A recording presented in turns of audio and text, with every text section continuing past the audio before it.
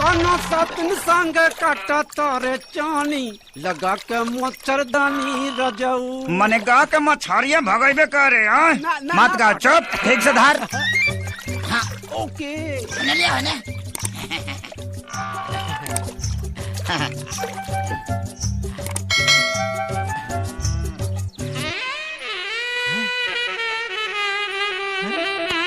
एकर पीसते ही खाइए।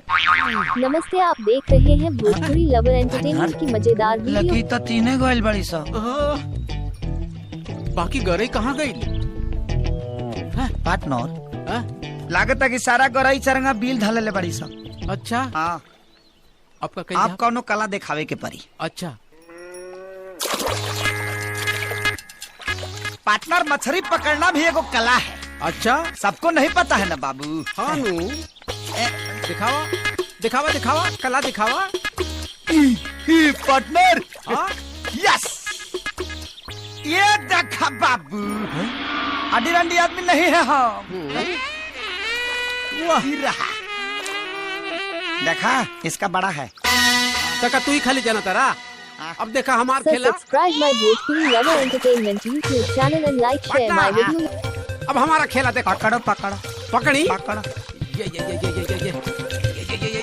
अंदर हाथ डालना। हाथ डाल के निकाल रहे हैं। पार्टनर लगा तो पड़ के करे धरल बिया। निकाल निकाली हट देखा पार्टनर। हाँ फेंक बाबू फेंक नाप ला बिग दा के कर करे बड़का बा देख ला। बिग दा बाबू तो ढेर पीस वाला बा। काहे फेंकी? अरे एकरा के तो मस्त तेल के साथ फ्राई करे और मस्त भात के साथ मजा लेके खाए। सुरक्षित रह तब ना पहले देख ले एक बार। देख ली इनमें का देखे के